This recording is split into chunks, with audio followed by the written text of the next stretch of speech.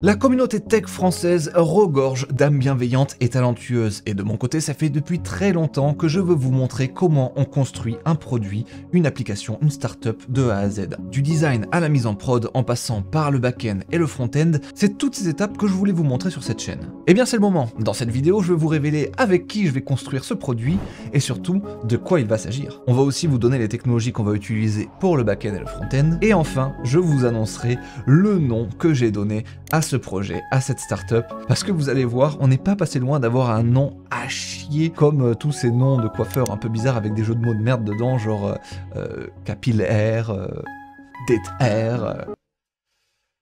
Bon, et en parlant de coiffeur, il est temps pour moi d'aller me faire un petit rafraîchissement de tout ce bordel. Et ça tombe bien parce que j'en ai trouvé un ici qui a pas un nom trop bizarre. Barbella, ça va, c'est ok. Donc, pendant que je me fais cette petite coupe de CEO là, je vous laisse vous abonner pour pas manquer les vidéos suivantes, poser un like pour manifester votre enthousiasme sur cette série, et enfin vous installer confortablement pour qu'on passe un bon moment ensemble. Thank you very much. Ça va cool. Me revoilà avec ma coupe de CIO, mon bubble tea de CIO. On va pouvoir commencer à voir pourquoi on fait ce projet. Comment ça m'est venu en tête? Qu'est-ce que vous allez pouvoir en tirer surtout? Ne jamais oublier l'intérêt des viewers, point numéro 1 de tout youtubeur qui se respecte.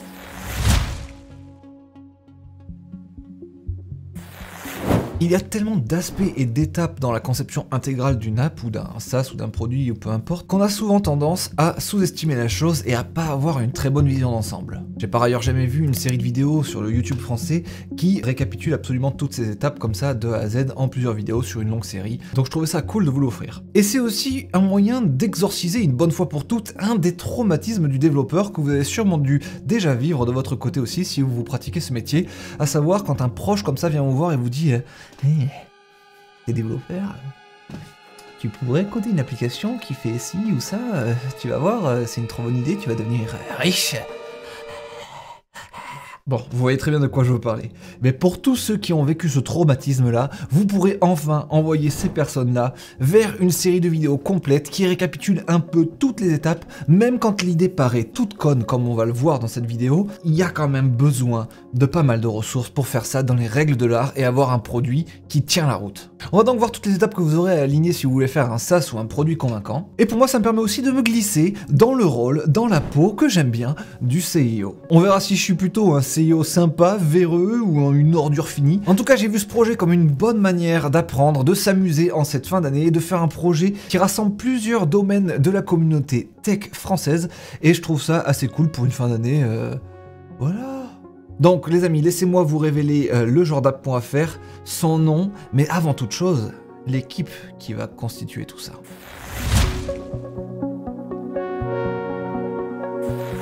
Pour le design, nous allons avoir Sony. Sony, vous avez probablement déjà vu son travail si vous regardez l'incroyable podcast Underscore de l'ami Micode. C'est Sony qui a fait la DA au début et je sais pas vous, mais moi franchement je trouve ça trop bien. C'est un designer de 27 ans qui a très bon goût, qui participe à pas mal de super chouettes projets et qui est pas mal actif sur les réseaux sociaux. Il partage beaucoup de bonnes choses qui vous aideront à vous faire une bonne culture en web design, donc n'hésitez pas à le suivre. Vu ce qu'il a déjà fait pour Micode et d'autres clients, je suis complètement chaud pour lui laisser les clés de la direction artistique du projet. Avec lui, on va pas mal utiliser le logiciel Figma, qui est un des piliers des métiers du web. Pour le front-end, on aura mon bon pote William Traoré, que vous avez déjà vu plusieurs fois sur la chaîne, mais c'est pas pour autant que je vais pas le présenter ici aussi. William, c'est un très bon développeur front-end qui touche à tout et qui a notamment pas mal travaillé dans le monde du streaming. Il bossait avant pour Zerator et récemment, il a aussi fait le site e-commerce de la K-Corp, sur lequel Sony avait aussi travaillé sur la partie design. Décidément, ces deux-là. Will développe de son côté le service Streely, qui est une solution pour que les streamers puissent facilement ajouter des widgets sur leur stream. J'utilise par exemple l'excellent chat qu'il a codé pour Streely sur mes propres streams. Il Twitch assez souvent, c'est un super pote, et on a de nombreux projets en commun à venir, donc ça me paraissait être le candidat plus qu'idéal pour lui confier le front-end, qui est quand même mon domaine d'expertise, donc il fallait vraiment pas que je me loupe et que je choisisse quelqu'un en qui j'ai confiance. Avec William sur ce projet, on fera du React.js. Pour la partie back-end et mise en prod, il nous fallait une légende en qui je puisse avoir une confiance absolument aveugle vu que je suis une énorme chèvre sur ce domaine. Et c'est en la personne de Romain que je me suis tourné. Romain, c'est l'associé de William sur Streely. C'est un brillant développeur full stack qui connaît absolument tout sur tout. En plus de ça, il adore transmettre son savoir sur différents networks, dont sa chaîne Twitch. et sa chaîne YouTube. Il m'a souvent aidé quand j'avais des problèmes dans la réalisation de mon propre SaaS, sur lequel je suis encore en train de travailler, je vous en parlerai dans une prochaine vidéo. Romain, c'est le gars sûr qu'il me fallait absolument embarquer dans cette aventure pour gérer des trucs sur lesquels je ne brille vraiment pas du tout. On peut laisser supposer que ça sera un peu le CTO du projet. Et vu aussi comment il est fort pour transmettre son savoir, j'ai vraiment pensé que ça serait le candidat idéal pour cette série de vidéos. Avec Romain, on fera du TypeScript et en particulier de l'Adonis.js, un framework back-end JavaScript super puissant dont il est un actif maintainer. Voilà pour ce trio de choc qui se connaissent tous plus ou moins très bien, qui ont déjà tous plus ou moins travaillé ensemble, donc c'est un énorme plaisir de les avoir tous les trois pour ce projet. Et maintenant vous allez dire, ok Benjamin Code, tu t'es entouré de killers, mais pourquoi faire? Tu vas la chier ta chiasse. J'arrive, calmez-vous, j'arrive.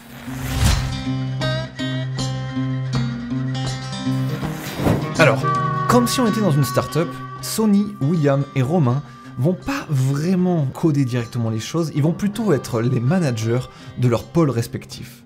Qu'est-ce que je veux dire par là?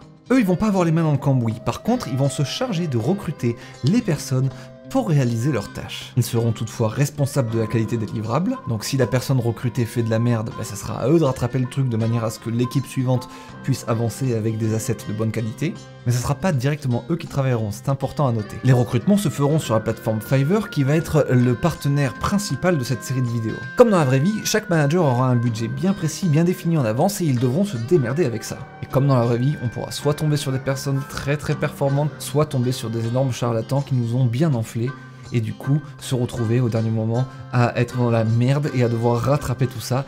Et je prie d'un côté pour que ça arrive parce que ça me permettra de passer la casquette du CEO parfaitement imbuvable qui pourra gueuler sur ses managers.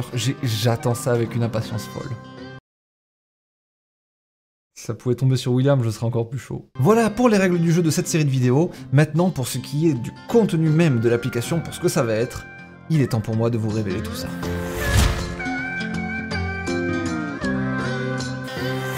Pour faire une série de vidéos qui soit intéressante, il me fallait une idée d'application qui soit ni trop complexe à mettre en place pour pas perdre tout le monde, et en même temps suffisamment challengeante pour quand même avoir des choses à faire et avoir des rebondissements, et pour pouvoir quand même apprendre quelques trucs. Il fallait aussi que je trouve une idée d'application que tous les viewers de la chaîne puissent avoir envie d'utiliser, pour que ça soit un petit peu marrant.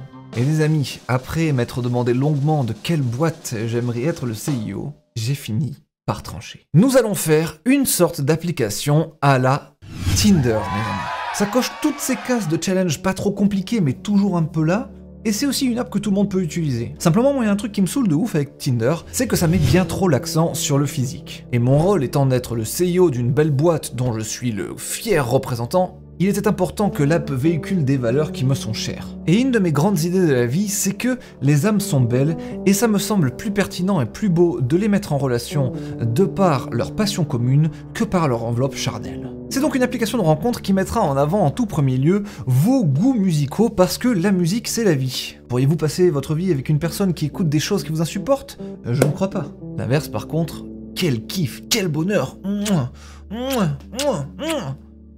On affichera donc en premier lieu les 4 chansons favorites d'une personne avant d'enfin afficher une seule photo de la personne en question avec une petite description. Comme ça, vous checkez les musiques, vous vous enjaillez, comme ça vous êtes là en mode oh là là, oh là là, oh là, il ou elle écoute des musiques trop cool, à quoi elle ressemble?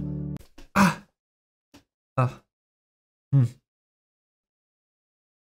Je me dis que de la sorte, des personnes qui ne matcheraient pas nécessairement sur Tinder pour des raisons d'incompatibilité physique auront peut-être des chances de matcher sur cette application. Ça donne une chance supplémentaire de s'aimer pour d'autres raisons que le physique, encore une fois, et je trouve ça plutôt cool. Et puis même si vous n'êtes pas là pour chercher l'amour, ça peut être une application super cool pour trouver des âmes sœurs musicales qui pourront vous faire découvrir plein d'autres musiques super cool que vous ne connaissez pas nécessairement. Donc dans tous les cas, c'est cool et c'est utilisable par toute la communauté. Il y aura donc un épisode sur le design UI UX de cette app, mené par Sony. Il y aura un épisode sur le front-end mené par William, il y aura un épisode sur le back-end et sur la mise en prod mené par Romain, et enfin il y aura un épisode bonus sur les algorithmes de matchmaking qui sera mené par je ne sais pas qui encore, on va trouver ça, vous inquiétez pas. En tout cas, à la fin du voyage, vous aurez une très bonne vision de comment toutes ces choses s'articulent, et cette vision globale vous sera très pratique pour réaliser vos propres projets ou pour vous faire recruter dans des startups ou dans des boîtes qui construisent quelque chose comme ça. Maintenant les amis, laissez-moi vous révéler le nom de l'app, le nom du projet, le nom de la startup, que sais-je. Laissez-moi vous présenter ça et surtout vous montrer par quoi on est passé, ce qu'on a évité de justesse et ce qu'on a choisi au final. Alors pour le nom de l'app, ne rigolez pas, mais j'ai d'abord commencé à chercher tous les trucs dans lesquels il y avait le mot musique, ou des liens avec la musique, et des liens avec l'amour, le dating, le matching, ou ce genre de trucs. Donc j'ai sorti des trucs vraiment nuls, premier degré, du style Love Store Hits, voilà, Spotty Love, Corazon, parce que corazon ça veut dire cœur, et son ça veut dire son, corazon. Des trucs, mais vraiment éclatés, dont même les coiffeurs auraient honte d'afficher sur leur devanture, vous voyez? Et j'en ai proposé des titres comme ça à la team, et ça montre bien à quel point quand vous inventez un truc, il vous faut à tout prix prendre un petit peu de recul avant d'en parler aux autres, parce que c'est des noms absolument ridicules. Pourri, nul à chier. Imaginez, j'avais appelé ça Spotty Love ou Love Stories, j'aurais été la risée d'internet. Je le suis déjà un petit peu, rien que le fait d'évoquer le fait que j'y ai pensé. Puis j'ai commencé à réfléchir un peu, je me suis dit attends mais Tinder, Bumble, tous ces trucs là, il n'y a pas le mot amour dedans, il n'y a pas le mot date ou quoi que ce soit. C'est vraiment un nouveau mot qui s'inscrit dans la culture populaire et qu'il faut inventer quoi. Donc j'étais là en mode qu'est-ce que ça pourrait être? Et là j'ai eu une bonne idée. Ça a fait tilt dans ma tête et là c'est tombé comme une évidence. L'application les amis va s'appeler Boom Boom. Et là vous faites ah oh pas mal. Boom Boom, déjà ça sonne bien. Boom Boom, ça peut être la musique avec du bruit, du rythme, des basses, du drum machine, de la danse, etc. Boom Boom. Boom Boom, ça peut être le cœur qui bat, qui fait boom boom comme ça. Et ça peut être aussi le boom boom de ce que vous faites quand vous entendez vraiment bien avec quelqu'un et que vous décidez d'aller un peu plus loin sur l'oreiller. Boom Boom.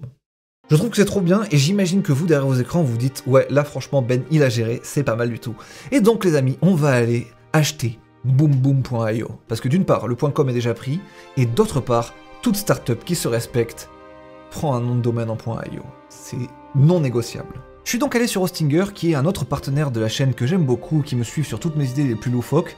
J'ai tapé boomboom.io, j'ai cherché, je tombe sur boom.io, 37,99€ par an, fine. Leur analyse d'IA nous répond, ce nom de domaine marche bien pour du gaming ou de l'entertainment website. Boom Boom, ça véhicule une énergie joueuse, aguicheuse. Donc ça rend le nom du site intéressant pour une cible qui cherche le fun et l'excitation. C'est exactement ça, Hostinger, tu as absolument tout compris de ce que je cherchais à faire. Donc on ajoute ça au panier tout de suite. Alors moi là, je paie mon nom de domaine, mais si vous prenez une offre d'hébergement, le domaine est offert. C'est inclus dans le forfait.